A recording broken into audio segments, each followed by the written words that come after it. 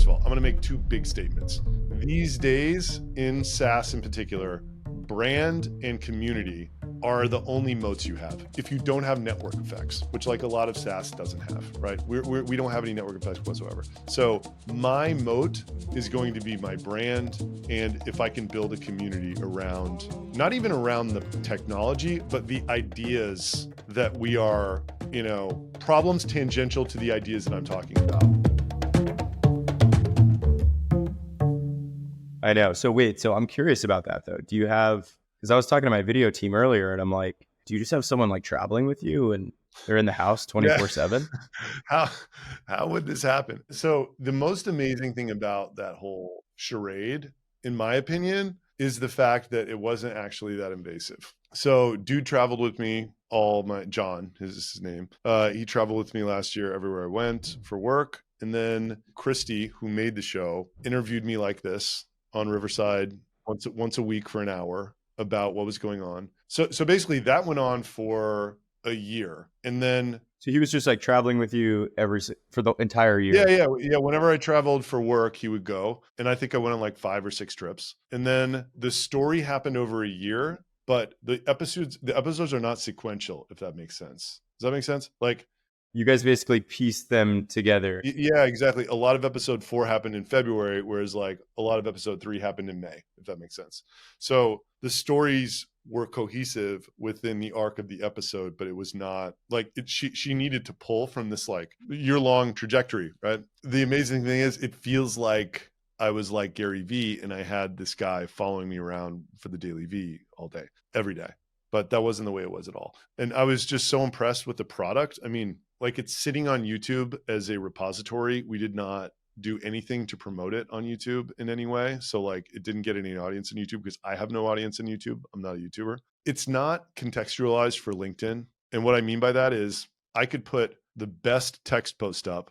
I could put one of those 8-minute episodes up and the view time of the video will be like 5,000 or 6,000 minutes if I'm like really lucky. If I put the same text post up and it's me sitting here acting like I'm on a podcast, speaking into my laptop monitor with no one on the other side, it will get 40,000 minutes viewed. It's just a weird thing about LinkedIn. Like that video looks like Netflix. It doesn't look like shit that like people, I guess on LinkedIn, they want like people making hot takes, yapping about, Bootstrapped versus VC or whatever. I was so impressed with that product that I hired the girl who made it full time. And now we're like making 2 other shows for the D2C side of the business. And then we're doing a bunch of crazy shit on the B2B side. Yeah, no, I think this is timely for B2B businesses for sure are starting to think more like media companies and like building out a media engine. This is what we're doing at Darkroom too. I'm just curious though, the evolution to like getting there, because I think a lot of business owners are curious about it. Like even just understanding that take that you just had where it's like, if I'm giving a hot take on a podcast, it's going to crush, but this premium content, it hasn't yet found an audience on LinkedIn. So, I just started recently following you and then, we hopped on the call. Did you just start on LinkedIn? When did this become a part of your strategy? One step back, we're creating you're using it. We're creating a website identity product for B2B companies, and it's a massive freemium offer, right? It's a free. By the way, it's unbelievable. It's my so team's sick. Like the webhook broke for a second. They were like, "Yo, we need this back." Yeah.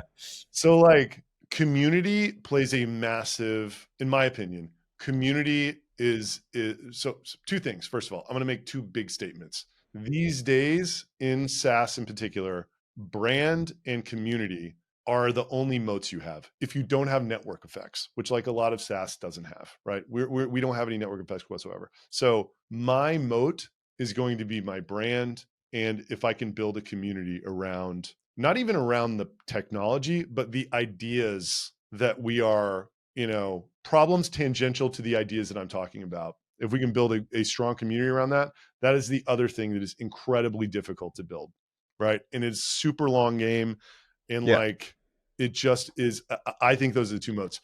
So we're trying to come up with media to put in this community space. You were talking about LinkedIn. I think the place that you start when you go to build community is on one of these social networks, depending on who your audience is, right? Yours, it would either, in my opinion, be Twitter or Twitter, LinkedIn. LinkedIn, for sure. Mine before was the same. It was probably more Twitter than LinkedIn. The reason I started on LinkedIn is a year and a half ago, I heard the argument that LinkedIn was way less competitive.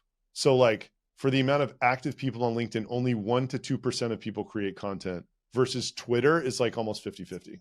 Yeah, everyone's creating. So it's just really a lot harder on Twitter to break through. Even though less of the audience was on LinkedIn, I was probably going to get more bang for my buck starting there and like kind of learning the game because like I wasn't on social media at all. I didn't know what the fuck I was doing. So Yeah. I was still afraid, but basically Tommy from Triple Whale was like, I have an agency on the side. I'll start writing for you. I'll just like get you going. And I'm very glad that I did. And he got me going. And one thing that I would say is like, you know, it didn't generate a ton of leads in the D2C space, but there are a lot of D2C agencies on LinkedIn and there's a lot of other vendors' employees on LinkedIn. And it kind of like, it definitely raised the profile of our brand in the ecosystem. And I think it like made it easier to hire or whatever, even though it wasn't like generating like hard leads like it is now for B2B, right? So this is a really long story, but like one of the things we're going to put in this community space is like me doing teardowns of my top 10 LinkedIn posts. And Christy, I literally just told her this whole journey with LinkedIn, right? It like started with, you know, you show up, it's like, well, what should I write about? I mean, I don't fucking know, right? It's like, yeah, where do you start? yeah, it's and like I knew I had seen my business was in an incredible financial position. We were 12 million ARR and we had 6 employees when I decided to start writing on LinkedIn because we were going to like scale the company and try to create awareness. I knew from the prior 60 days that when I just said that statement, people were like, what the fuck? Because like everybody's making less than $12 million and has more than 6 employees, right? Regardless of whether they're SaaS or not. So I thought I'd seen some people work in public and I'm like, man, I don't give a shit. Like I'll share my financials. I'll like, Yeah, I'll give, share you know, everything. Yeah. monthly update. Yeah. And like I knew that that was probably going to do well because our business was doing so well, right? It's not that interesting if like some guy who's got less than $1 million in revenue is like, oh, I'm working in public. It's like, great. Somebody shows up and they're like, I have 12 million ARR with 6 people and I'm going to tell you everything I'm doing. It's like, wow. Like even if I'm ahead of that, I'm going to listen to that guy, right? So that was a foundational layer. And then they're like, you know, Tommy and whoever, they're like, well, just start writing about email. And like, it was 60-40, like email and 40% work in public. And I just like hated my email content because I don't care about email marketing. I've never sent a D2C email. Yeah, you feel like you're like almost lying a little bit. It felt very unauthentic to me. So then it slowly transitioned to all work in public, but like I didn't know what I was doing. And this is like a weird thing to try to express. Like my videos, if you go back and watch videos that I was making from like September of last year, they were so bad and like such rambles and like literally like this is a person who doesn't know what they're doing. Like this is a guy's first video, right? Like that's what it is. And then this guy who was like producing the videos for me, he's like, dude, watch this YouTube video. And he's like, the guy on YouTube was like, do a hook, a story, 3 lessons, soft CTA. That's the format. So like I got these fucking whiteboards and then I started just like whatever was happening to me. I tried to do one a day, right? That's what I kind of wanted to do because some guy was like, see if you can do one a day.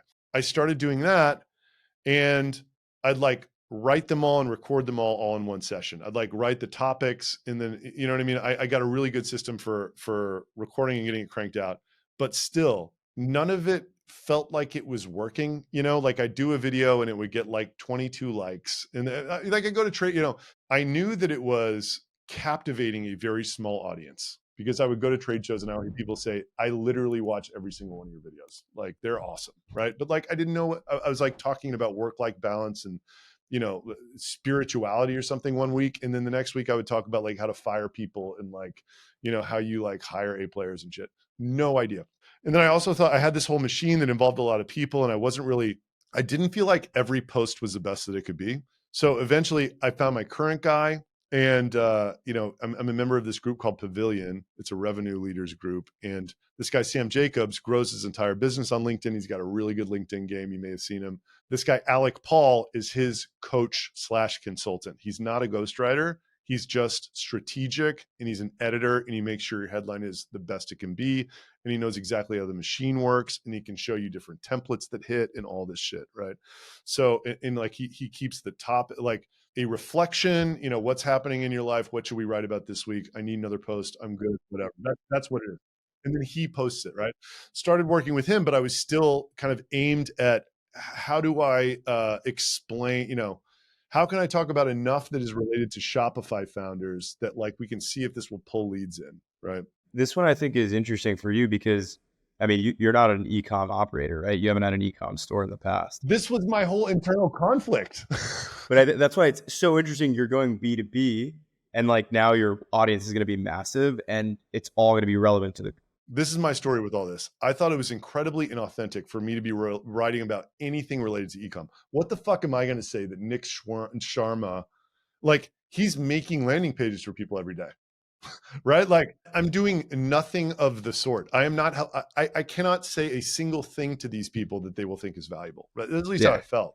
So then like, we had a suspicion that we were going to make a product for the B2B audience like us, which you are currently using now, around the middle of August. And I was just mentioning it to Alec in conversation. He's like, bro, if you actually sell something to that audience, meaning you, like people like you, he's like, this is what I do. He's like, all my CEOs that I help sell into this audience. And he's like, we have a machine that systematically generates inbound leads. It will work, I promise. So at that point, I was like, cool, I'm going to see if I can write to these people, salespeople, marketers, and founders, right? And I just remember like it was yesterday, right? Like I had one post. So like my average post was like 30 likes or something, some shit like that. A great one would be 100, right?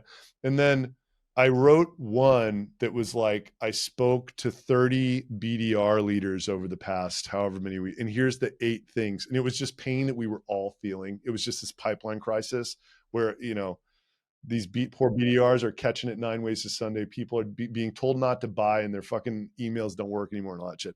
So I was like, wow, that was good. And then I sat down one night and I wrote 3 posts and one had done really well. And I wrote 3 and I was like, I think these are going to be incredible. And if they are, then I know what incredible is. And they hit and it was just like, yeah, you were like, I can now gauge. You know what I mean?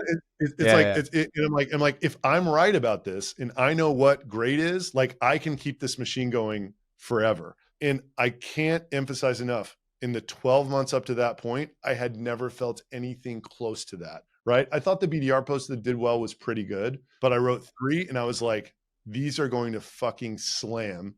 And if they slam, then I know how to write, right? How long did it take you to get from, point A to point B where you were like, I know what hits, I know what works? Well, I mean, that was 12 months in. I got there in a very roundabout way. People could probably get there more directly, but like the reason I got there was because the interesting thing is, one of the things that made me push forward with this B2B product is the fact that these posts hit so hard. Yeah, you were like, it's a self-fulfilling prophecy. I'm like, even if the product is like, okay, I can get so much reach on this LinkedIn thing and all these people use it, I should do it.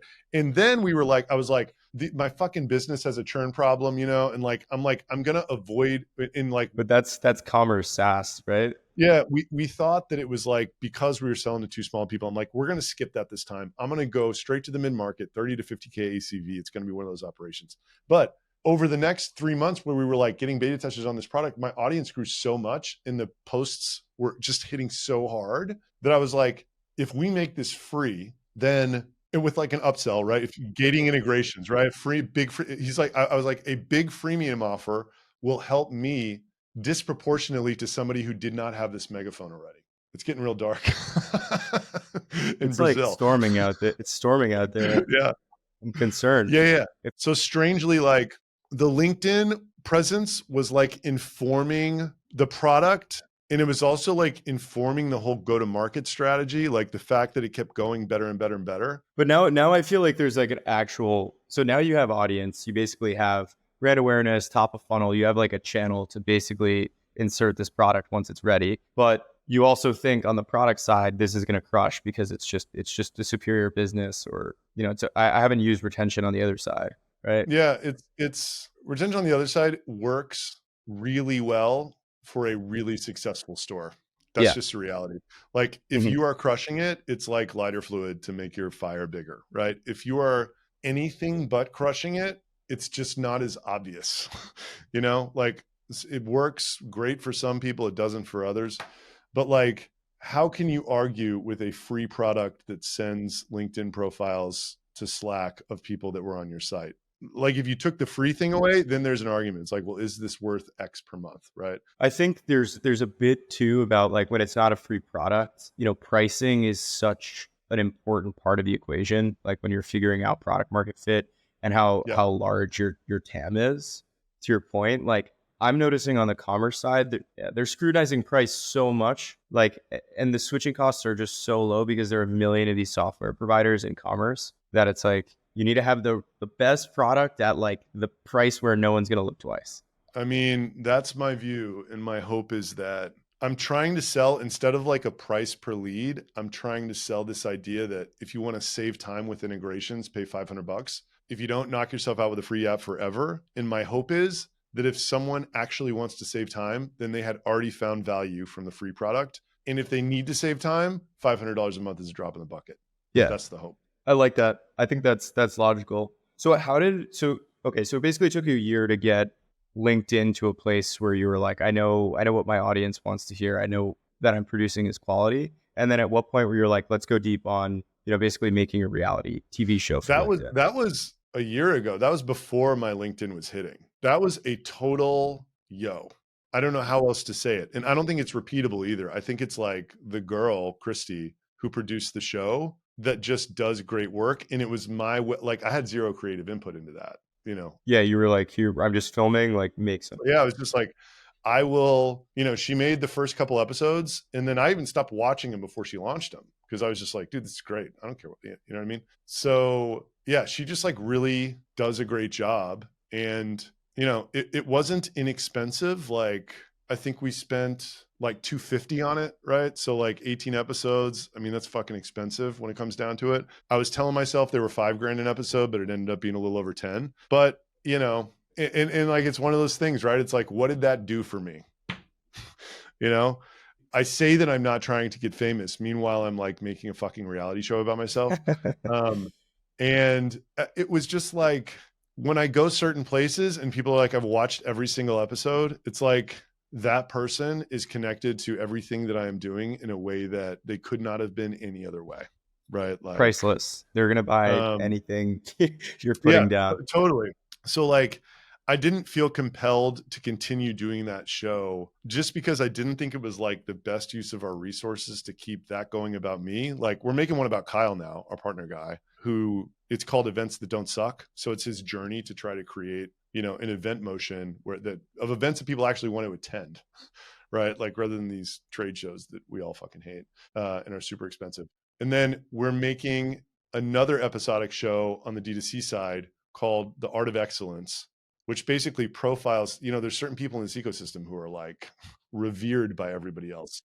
And their stories are so crazy. Or they're not actually. D2C is really interesting. It kind of puts some like smaller founders on a pedestal. They're like sub $1 million Shopify stores. What? Yeah. But, featured on every podcast.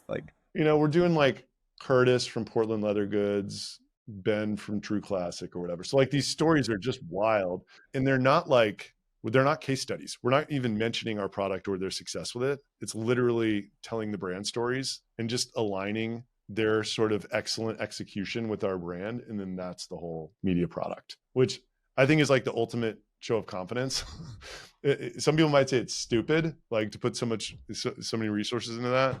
But yeah, we're doing that. And then on the B2B side, one thing that I have thought that my work in public lacks on LinkedIn is really the ability to like two things. One, to get more immersed in my world. If you're just reading the LinkedIn post, like LinkedIn is like one of its faults with content creation is there's no time scale. You can't like launch an episodic series and follow the episodes because it will serve you a piece of content that's from 6 months ago and somebody else a piece of content that's from today. That's just the nature of LinkedIn. So one thing this is basically for me that I'm doing it, right? Like I would have, so like I run this incredibly detailed hour-long strategy and tactical call about the B2B product execution every Monday. I'm going to record that hour-long call, post the Notion board online with all the key metrics, and then give like a TLDR at the beginning of it, and then do that every week for the entire year so that anybody can go back and see where we were in July, what we did and how it worked and how it didn't. And like,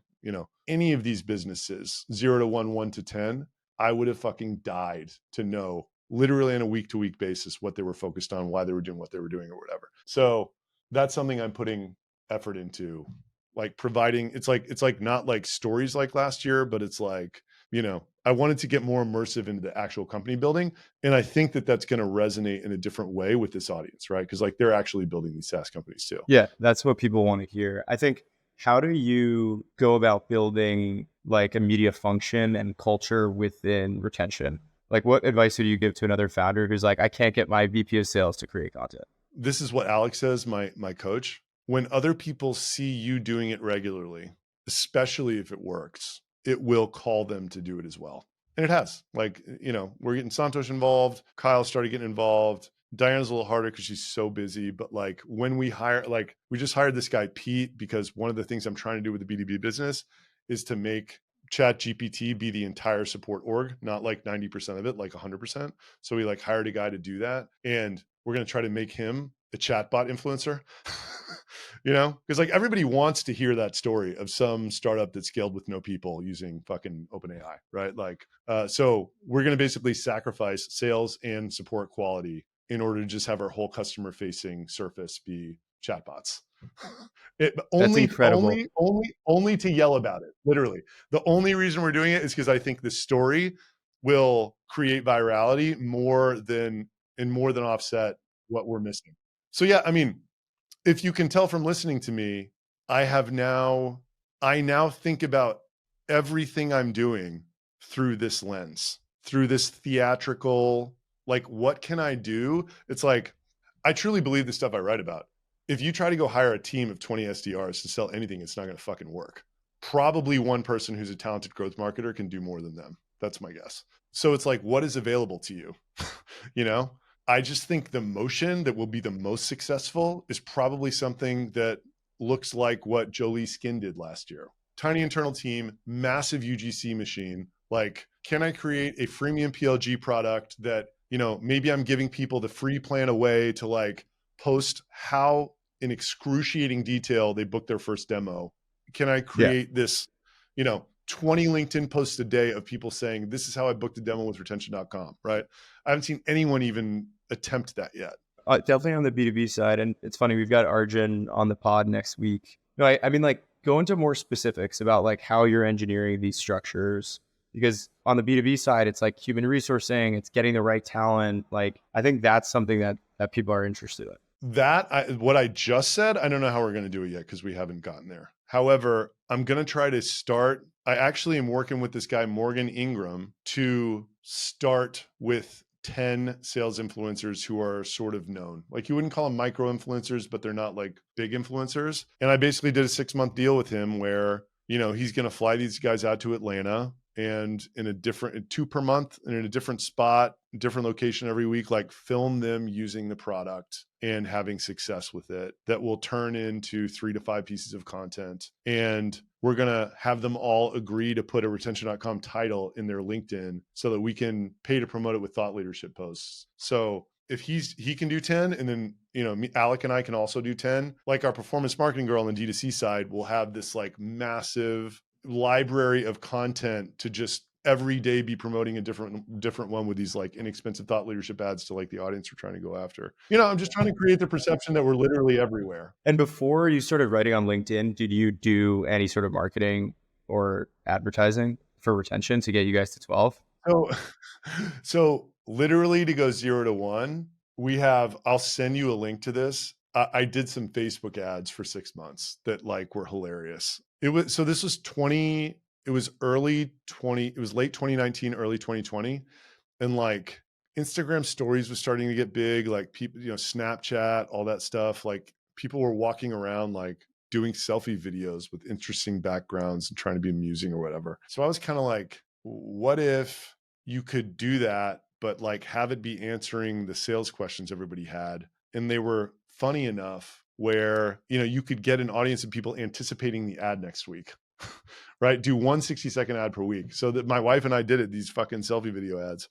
And I have really low quality recordings of them on my YouTube page. You can put in the show links. And yeah, like that, like COVID hit, and like people stopped running ads. So like ad inventory got really cheap on Facebook. And it was just this amazing awareness machine that was bringing in horrible customers. But like at the same time, the ads were paying themselves back in a day. So it was like, if you want to go fast, you care about time to payback. If you want to grow big, you need low churn, basically, is like the equation. So yeah, it was incredible to get them off the ground, to get this off the ground. But then that stopped working because it was like they were bringing in, Facebook is like, anybody who runs Facebook ads, I think would agree with this. It's like a 20% churn per month audience for like whatever you're selling a lot of the time. So we had to stop running ads to that audience. And then eventually You're touching on churn. I want to talk about it because the first time we met, you referenced churn, how it's pretty, I guess, negative in terms of how you value the value of retention. Yeah, it's bad on all fronts. But I want to just like kind of zoom into when you guys saw churn going up. How did you what sort of actions did you take to either combat it? So here's what I would say. It's not that we've seen it really go up.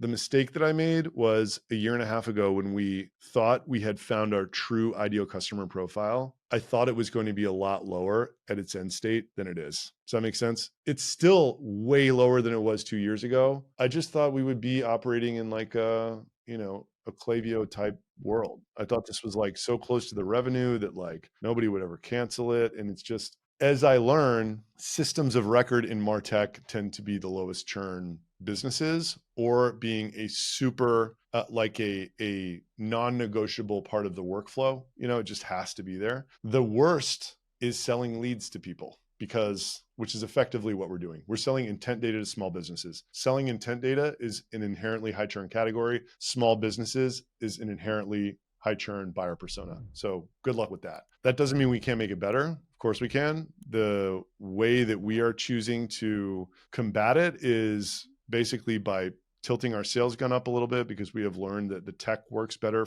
we're basically amplifying throughput of a store. So the more money you make, will make someone 100% on their abandoned cart flow, whether it's $5 or $500,000 a month. And we don't really charge linearly. So people just tend to be more successful the bigger they are. And mid-market customers are stickier, period, full stop, than SMB, like by orders of magnitude. So with that particular product, it's a lot that, and then it's like, the other part of it is just like being 100% certain that the product was onboarded in the right way and that the customer actually understands what it does, which sounds easy, but it's just not, especially that last part. And yeah, but unfortunately, I don't think we're ever going to be Klaviyo. It sucks. It's not like it's a really good EBITDA business. It's just like the way companies can get really big is if more than 100% of your revenue is there the next year. And that's just not what a lot of the more recent SaaS companies in the Shopify ecosystem are experiencing. Yeah, I know. I know that firsthand too. It's just hard. Even with like a 10% churn, you basically need to replace your entire business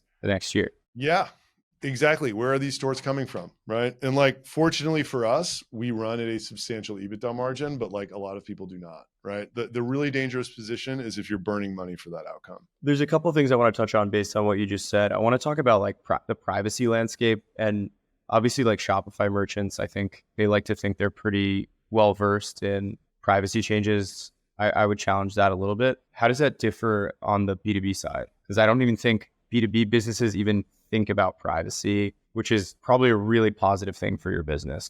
And not to drag this out, I listened to another pod you did with Drew from Postpilot, I think, and you spoke about how, Klaviyo takes a totally different stance on privacy, and it actually hurts your prospects of being acquired by a business like that. And it'd obviously be an obvious target. It just makes it impossible. It doesn't, yeah, it doesn't hurt it. They would just never buy it. So yeah, look, I would say the first question was, so first of all, I don't think anyone has a deep understanding, I don't think anybody really knows what these laws mean. I think, and this is speaking in terms of like the average of the people that we speak to on both sides, they all think that it is moving in an unfavorable direction, which the conclusion they jump to is, well, this will certainly be illegal soon because it's all moving that way, right? The beautiful thing is I've spent hundreds of hours with privacy attorneys, and my personal view is that, yes, it is moving that way, but it is moving that way in a way that will not affect our business either being in compliance or not in compliance. It's not touching what we do.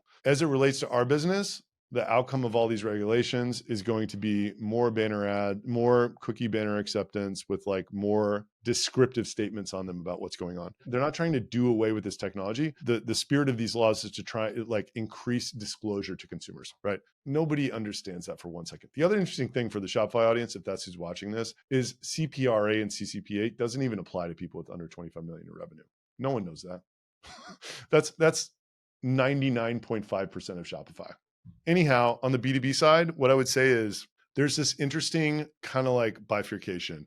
So first of all, on the D2C side, whenever you're dealing with consumers, the privacy situation is much more sensitive. So that's great on the B2B side. Whenever you're dealing with businesses, just in general, like the only legislation that even touches business contact data is CPRA, and it's like not the same strictness as with the consumers. Now, you're right.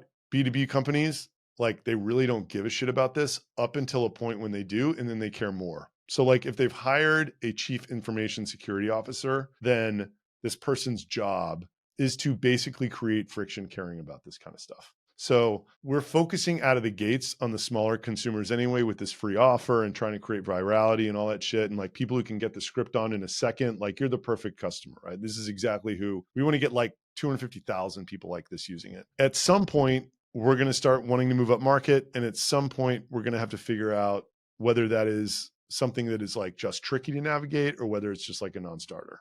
Yeah, but the reality of it is it's like what we are doing is not uncompliant in any way. It is, I would say it's gray area such that a lawyer would feel better about you not doing it than they would feel about you doing it, right? Like that's just, but a lawyer would feel that way about anything that was risky, right? In any way whatsoever. I like this direction. I think for Shopify merchants, though, there's so much murkiness post ATT, ITT, like because you've done so much research on this particular topic. Like, what's the end state of privacy? Let's just take the United States because, you know, obviously the other regions have different sort of policies. But where do you think it's headed?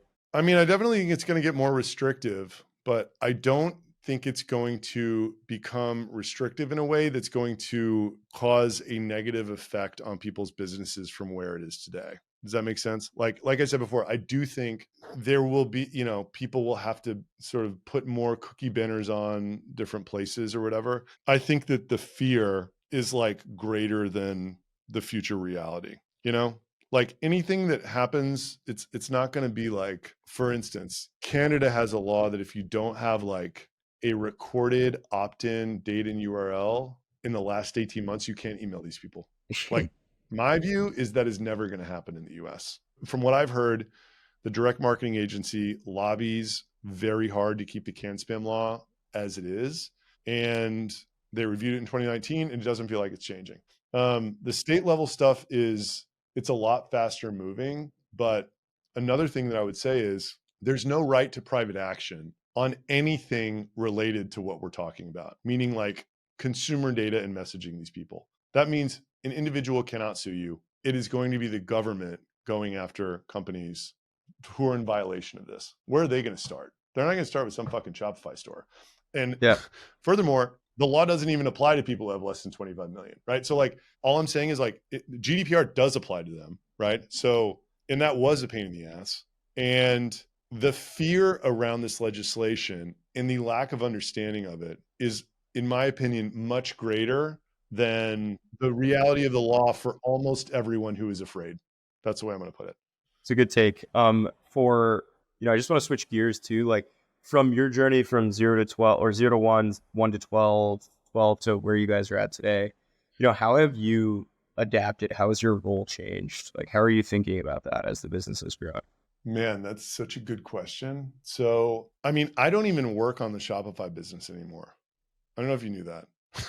Like I'm 100%. I mean, I can tell you're fully on B2B. This question is something I think about all the time, by the way. Yeah. You know? Yeah. So I basically handed the reins off to my co-founder of the business, Diana Ross, who's very highly capable. She's way better at some stuff than I am. I'm better at some other stuff than her, but we more or less think about things the same way, almost always. So, you know, I have our executive meeting where we talk about that business. It's 1 hour. And then my one-on-one with her is 1 hour. And I have a one-on-one with Anne, who's VP product. And we talk about D2C a little, but that's it. I mean, no other time.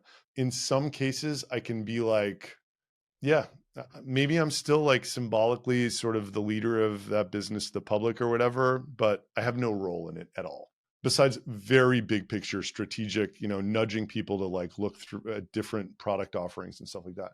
So my role has now become the founder CEO of a 0 to 1, very public experiment where I'm trying to like do something I've never done and have a hugely viral PLG thing with basically tons of resources, right? Which like, what's more fun than that, right? So I'm not like last year was really hard. We hired way too many people way too quickly. We had a hard downsizing and then slowly scaled back up in different parts of the organization. And I traveled a ton for the D2C side. I had a kid a year and a half ago, so all that was happening at once. And other than creating content throughout it all, kind of like nothing is the same as it was last year. You know what I mean? Like I'm not really hiring anybody. I'm not like trying to like grow. Like I was trying to, in many ways, I'm actually trying to build a brand in the same way because our brand was at 0 in January in the Shopify ecosystem. So a lot of that kind of work is the same, but I just started in a different place here. Like I started trying to build this brand before we had the product, But yeah, man, now it's like a lot of like talking to people like you who are using the product about what exactly you're doing. Like that's so different than when you're going from 15 to 20 or whatever million ARR. Like there's none of those conversations. You already know exactly what the product does, By the way, just on that note too, we should have a separate conversation, but like there's a whole analytics part of this business that I think would be incredibly interesting. Of the B2B side? 100%. Yeah. Like in terms of like these site visitors level of intent, I don't know the level of detail on which like how many actions that they take on a particular site. Like obviously you're seeing what URLs they're on, right? Yeah. We know the whole page view history like across multiple days, which is great. But you're sending the last page they ended up on, or the page they spent the most time on. So in that, I don't know what's coming across in that webhook, but it's like LinkedIn profile, URL, like this end slug. In the file, there's two columns. One is a string of all the pages they viewed in the last session, and then the other is like the last 50 pages they looked at or something. So the latter may not be coming across in the webhook. I don't know. Yeah, we should talk about that. I got a number of ideas on that front. But I mean, like to sum it up though, it sounds like you basically scaled the D2C business. You went really deep on marketing last year. You developed this audience, a lot of interest around, you yourself as a founder being really transparent about the business that you built. And then through building that audience, you were like, hey, we could leverage our existing infrastructure on the D2C side to build a B2B product that has a lot more potential. And now you're launching it from scratch, but really you have a product team, you have a sales team, you have a marketing team. So in essence, your job has become basically marketing and figuring out how you take this business, beyond 20 million to 100 million, whatever it is. Yeah, very well summarized. And I kind of view my role as that. It's like, I kind of feel the burden to be the entire marketing engine on the B2B side and kind of most of the big picture product stuff too. The main calls. Like I'm not like in there like critiquing UI or whatever, but it's like, yo, we should put a connect on LinkedIn button in Slack. Let me pull in something else you said. I think you said this in one of the episodes I watched. I watched 2 episodes. You said you started tracking week over week MRR growth. Yeah. And I'm assuming that influenced your decision on the D2C side to basically be like, yo, fuck this. I stopped 2.5 years in. It's pretty cool to look at. I mean, we have 3 paying customers now because we haven't started charging people on the B2B side. But once we kind of start trying, I want to plot this side by side. But yeah, we had a down month in January 2021, January 2022, and April 2022. And then again this year. I mean, it kind of makes sense why. It's like, if you're going to cancel this, you're going to wait till after the holidays and then fucking turn it off, right? Like there's just... You had a couple companies before retention or get emails. Were they in SaaS? Talk to me a little bit about that. Really, it was like the one company that you could say that I had. I mean, I tried some other stuff, but like my first company was in the email newsletter space. It was called Robly Email Marketing. Again, don't really care about email, but like somehow I was trying a bunch of different stuff and like we found this way to basically like scrape the breadcrumbs off of this like massive constant contact machine. That was the first email marketing company, and then MailChimp came and totally crushed them over, a period of 10 years by having this massive freemium offer, which is the reason that I want to do what I want to do right now. I just was so dumbfounded by how amazing that was. And Get Emails, which is now retention.com, started, it was the end of a 3-year pursuit of trying to, because like that email marketing business got to 3 million ARR and then stopped, because if all you're doing is trying to scrape the breadcrumbs off of someone else's table and like you're copying them and stuff like that, like it's not going to, it just reaches a ceiling very quickly. And there was a positive and negative to that. The positive was it was a positive cash flow company. The negative is that it couldn't grow on its own, right? Because MailChimp had this free offer. Like I remember being at my brother's house over Thanksgiving one year, trying to learn about marketing because I thought that like marketing would help us grow. And I was watching this digitalmarketer.com video about marketing. And he's like, this is the statement of value card. And it's basically like blank helps blank achieve blank, right? And like there was nothing that I could say about our company that if someone knew about MailChimp, they wouldn't pick MailChimp. Like it wasn't really any cheaper, because like the weird place you get to in SaaS is like you kind of you undercut on end up price. raising your prices until and it's like whatever. And for 90% of our companies that were our customers, MailChimp would have been free. So I was like so dumbfounded by this idea that they had set themselves up. And by the way, like they went freemium when they were 2 million ARR and Constant Contact was 100 million ARR, but they created this offer that even the publicly traded 100 million ARR company couldn't compete with because they couldn't take the short-term revenue hit, right? And then by the time that they realized there was a threat, it was too late. By the time MailChimp got to like 50 million ARR, there was already this like virally expanding, they had a great brand and a free offer, and they eventually grabbed 70% of the users in the market and created this massive machine. So yeah, that was the predecessor. And then basically I had heard that it was possible to get an email address from a website visitor without them filling out a form. I was like, if I could figure out how to do that, I could sell it to anybody. And took me a year and a half to figure it out. Started as a feature in Robly. People were using the feature and not using the rest of the app and downloading it and putting it in Klaviyo or whatever. And I was like, oh, if I like spin this out, it'll be a good product. If I try to grow the email marketing app that no one wants to use, it's a pretty crappy product. So spun it out. It got traction almost immediately, as you saw. And, we are here today. And the amazing thing is this B2B product has so much more going for it than that did at that time that I was showing you. Like, it just does, So it was basically like the journey to this B2B product was Robly, it was Get Emails, it was retention. Yep. It's kind of all been one Yep. journey. I like doing it like this, having positive cash flow businesses that allow you to experiment on other crazy stuff, right? Like that's my way of doing it. No, for sure. I'm just curious though, during Robly, obviously like you've taken this stance now where you're like, hey, I'm building a unicorn in public, large ambitions, like that is a full mindset, right? Where you're like, I'm going for scale here and we're going to take big risks to do that. Did you have those, same ambitions with Robly, or Robly you were like, hey, I'm chill with a $3 million ARR business? Nothing I tried worked, like it was a very weird emotional journey. Like until Get Emails, which was retention.com, I actually hadn't felt real validation as an entrepreneur, because beyond that one strategy we figured out, I hadn't felt creating a product that actually would thrive on its own in the world, right? Yeah.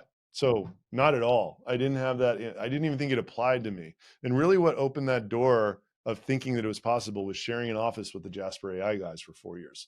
2 years, they were stuck the same place I was with Robly. Then they started that thing. And in a year, these guys from Maryland Yeah, I made heard it that happen. story. Yeah, and like I just sat there on the other side of the office and watched these 6 guys do that, and it became very clear to me that it was not, it was possible for me also, right? Like, and I haven't gotten there, but like I don't know, this next thing is a lot closer to that than the last thing was, for sure. How are those guys doing? They're basically ChatGPT is like a direct competitor. Yeah, the thing that they had, and the reason that worked so well out of the gates, was they had exclusive access to the long form blogging application of OpenAI's GPT-3 for 9 months. And they had an incredible Facebook demand gen loop that allowed them to go 0 to 50 million in 12 months. Now it is much harder for them, as you can imagine. Dave's not the CEO anymore. I don't really, talk to them a ton. I don't share an office with them anymore. But yeah, it is not the same environment that it was. Put it that way. Adam, thank you so much, man. This was awesome. Really insightful. I think you've got a lot of wisdom, but let's definitely chat more. I want to tell you, just my team's experience using the B2B product. Hopefully that can be valuable. Super valuable. That's like the thing I care about more than anything right now. That's how you learn, that's how you build better products. Thanks so much for joining. I appreciate it. Yeah, we'll talk soon. Cool. Thanks, Lucas.